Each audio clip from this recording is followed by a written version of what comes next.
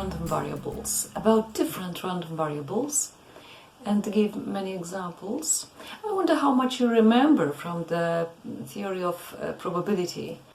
Well, but even if you don't worry, I try to be as simple as possible. And see you later during classes. Enjoy the lecture now. Okay, so let's speak about random variables. Number one is 2 point. 2 point. Imagine you're tossing a coin. Then you have either success or failure. You have some probability of success, you have some probability of failure, which is, of course, 1 minus p. One example of this is just tossing a coin. If you toss a coin, either you obtain a head, you can call it a success, or a tail, and then you can call it a failure.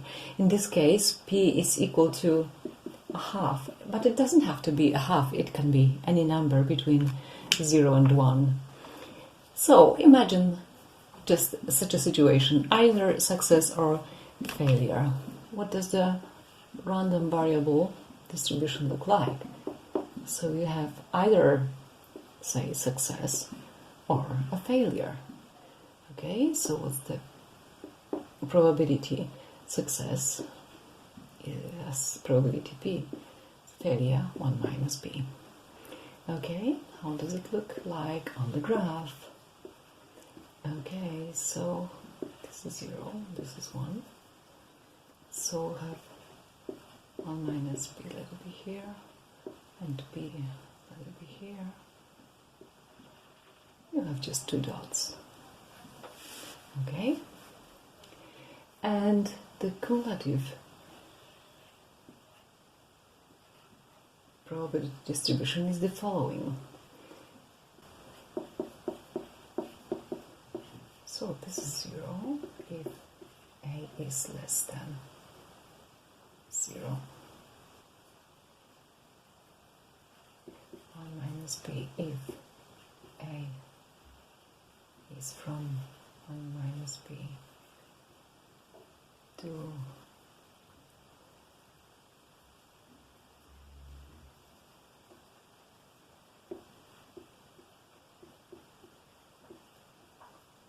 from 0 to 1, open here, and 1 if a is greater or equal 1.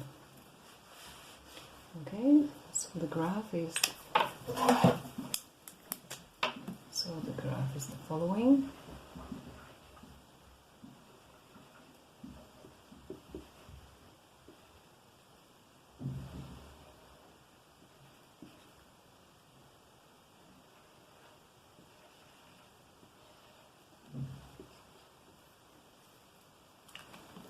Okay. Here we assume p is greater than 1 minus p. Okay. What is the expected value in this case? As you remember, for discrete distribution, it's sigma of xi pi. So let's sum it up. So this is 1 times p plus 0 times 1 minus p. So this is p. Okay, what is the variance? This is ex squared minus ex squared. What is the x squared? X squared is the same as x. Xi squared is exactly 1 squared, which is 1, 0 squared, which is 0. As you can see, it's absolutely the same. So this is the same as ex here, so this is p minus p squared. So if you put p here, we have 1 minus p. So we have p times q. That's the variance, in this case, of 2-point random variable. Okay? Now, second is discrete uniform.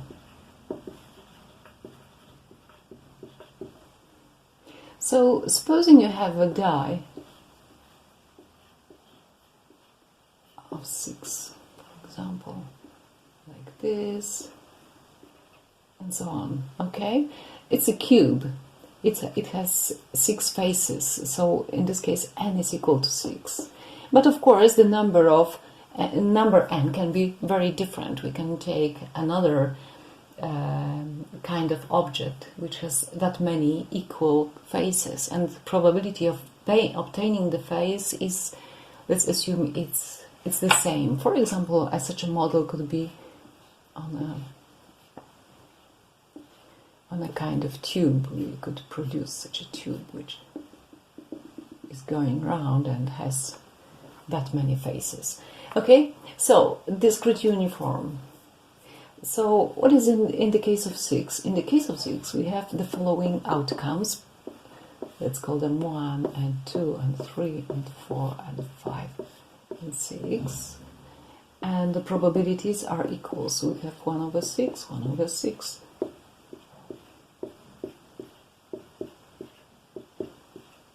Okay, so what is the expected value?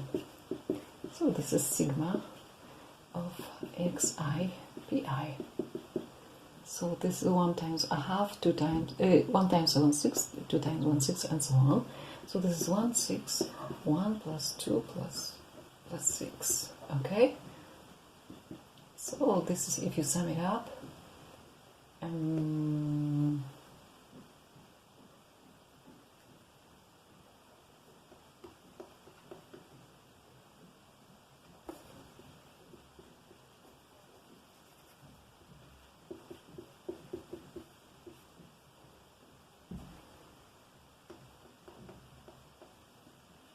so it's 21 over 6, which is 7 over 2, 3.5.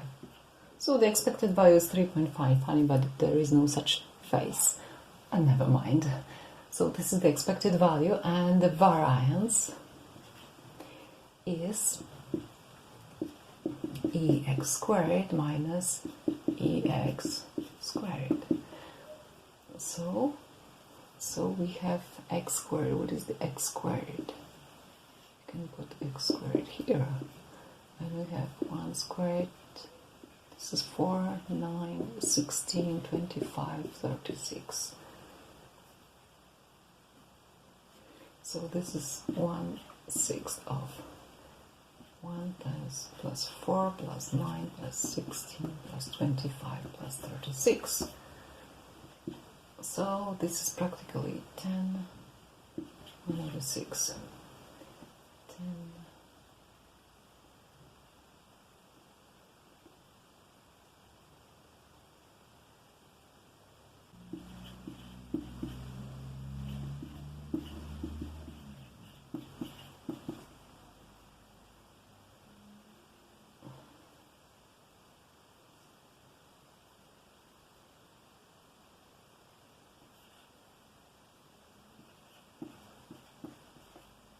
That's the variance.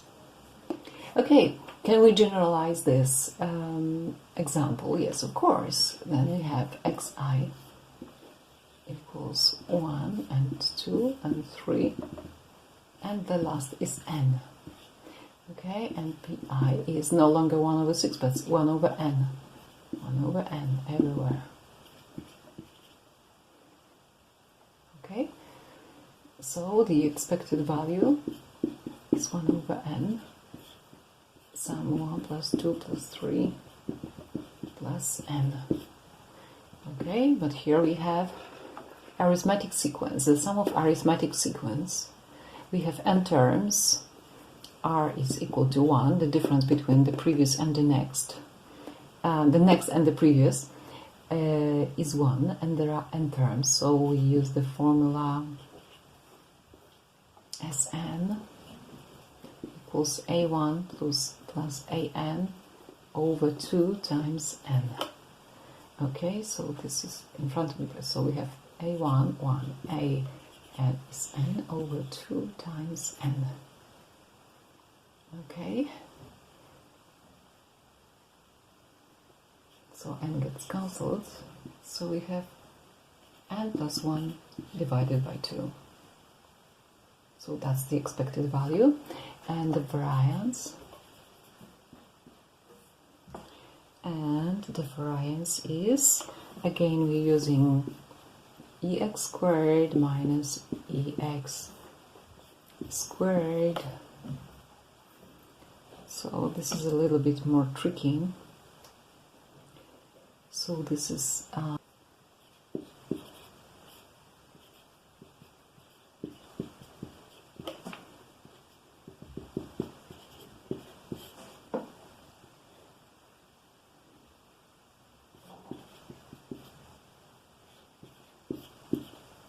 and this is a little bit more tricky to add.